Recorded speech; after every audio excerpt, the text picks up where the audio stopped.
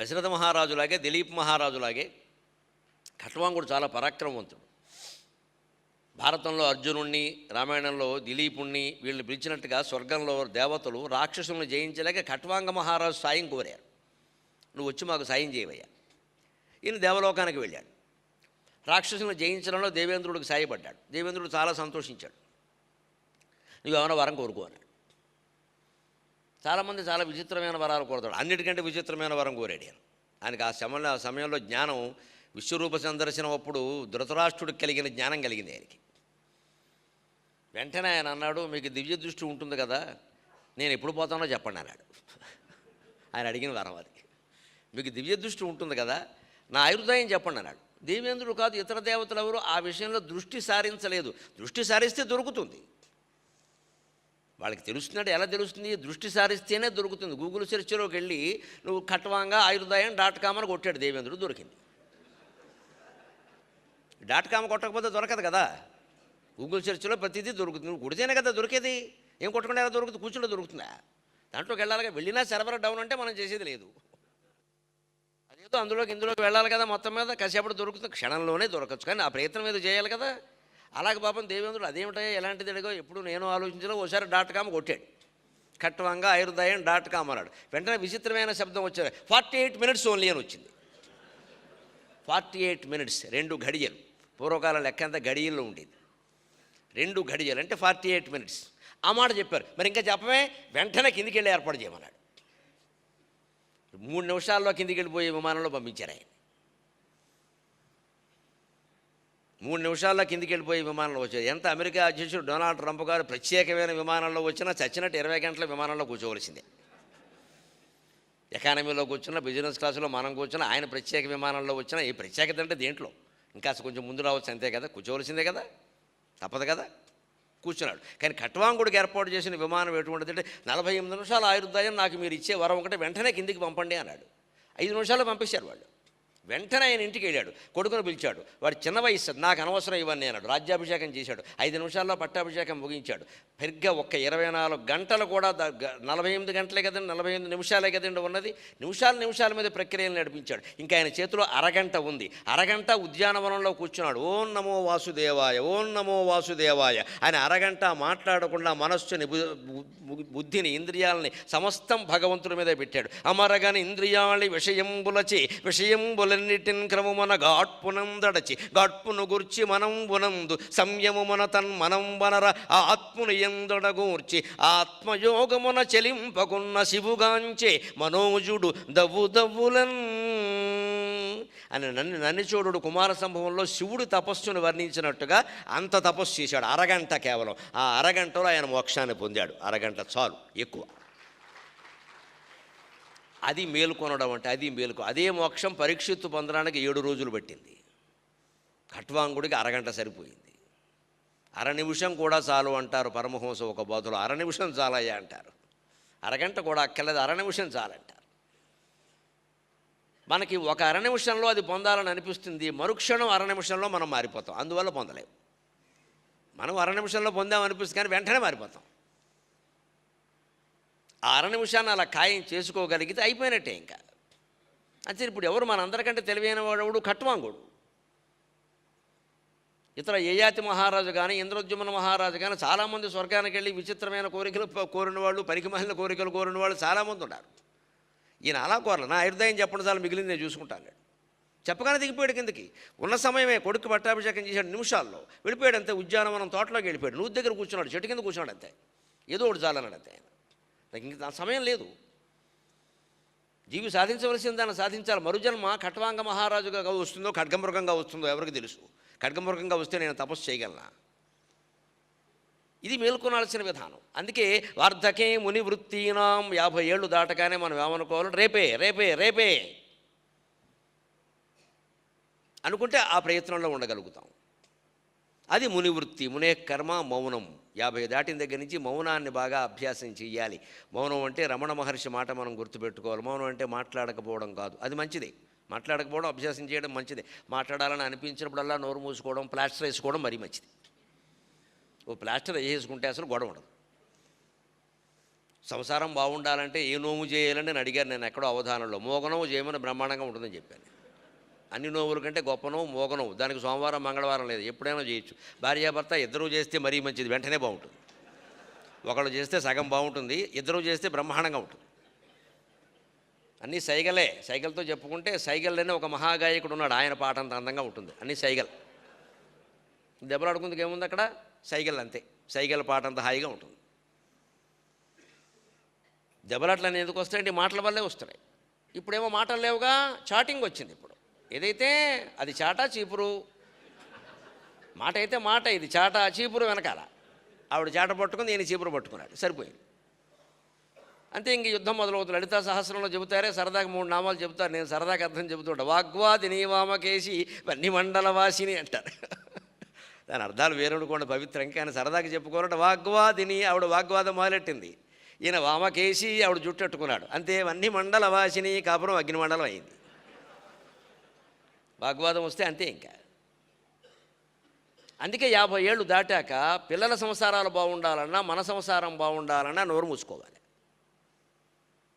ఆ నోరు మూసుకోవడంతో పాటుగా రమణ మహర్షి చెప్పినట్టుగా మాట్లాడడం కాదు, మాట్లాడకపోవడం కాదు, మాట్లాడాలని అనిపించకపోవడం మౌనం అన్నాడు ఆయన. అద్భుత నిర్వచనం. అనిపించకూడదు.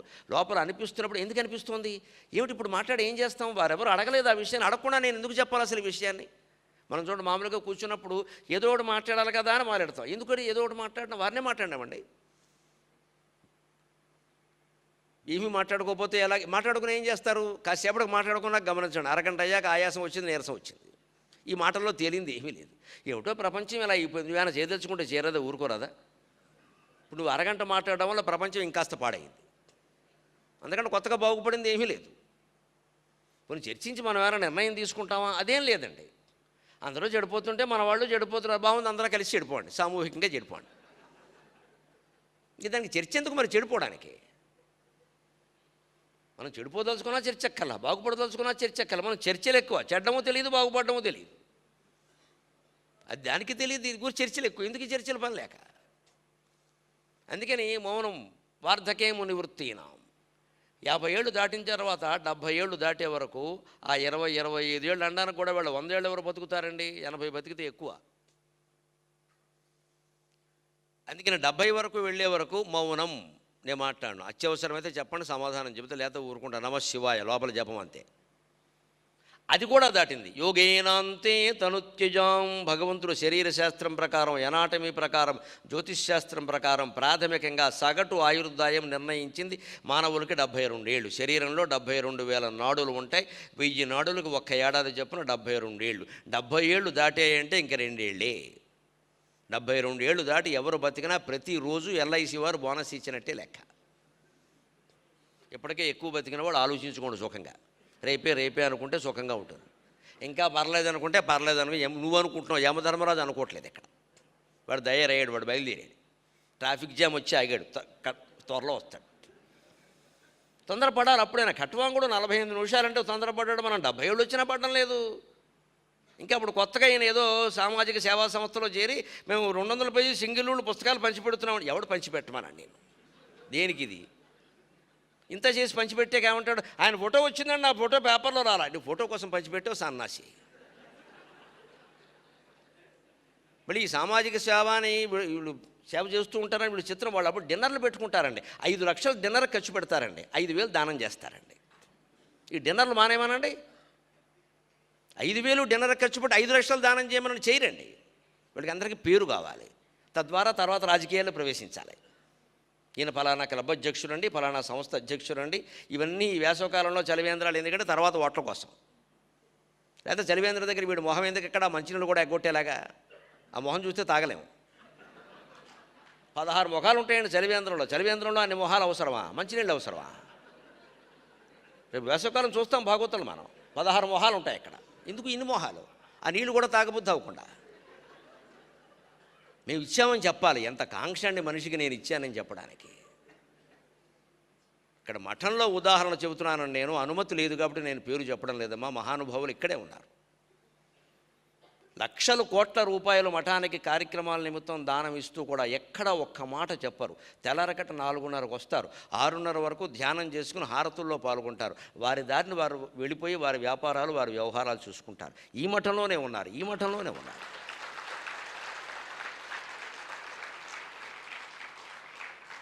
నాకు అప్పుడప్పుడు తెలిసి చెవులు పవిత్రమయ్యాయరా, శ్రోత్రము శృతైనైవ నకుండలైన అన్నారు.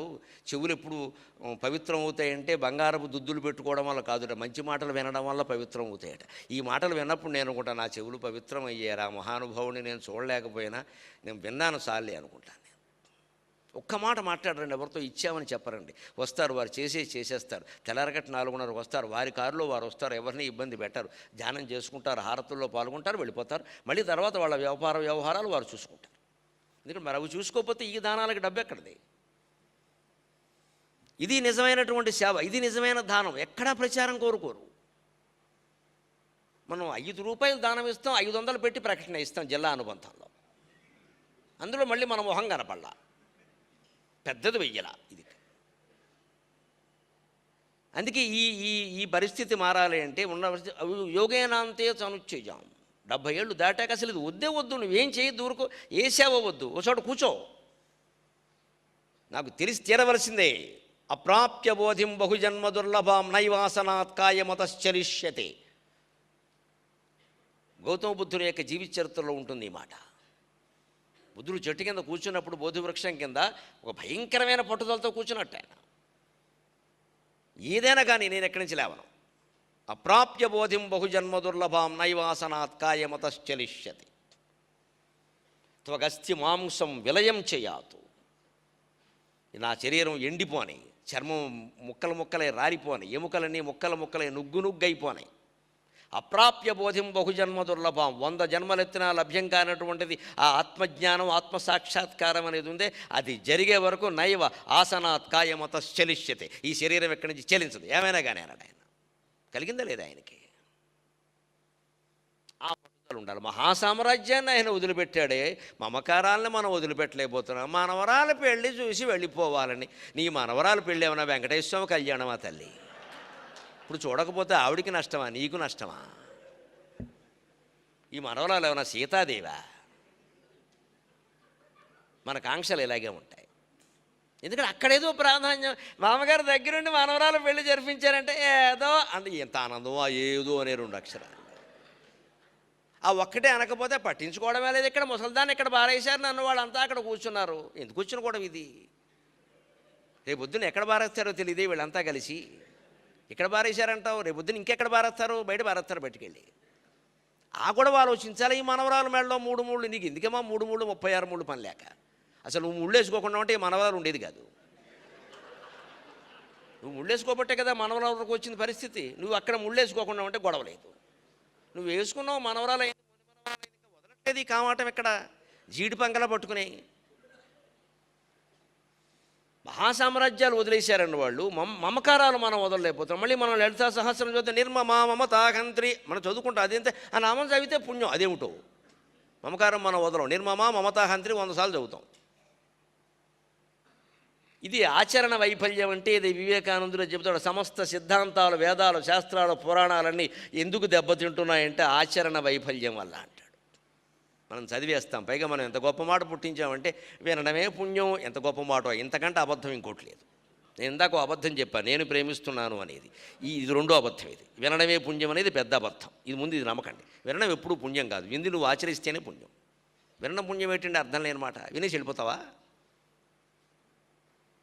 అంటే యోగేనాంతే తనుచ్యుజాం. 4వ దశ సన్యాసాశ్రమం అన్నమాట. ఇంట్లో ఉన్నా సరే సన్యాసి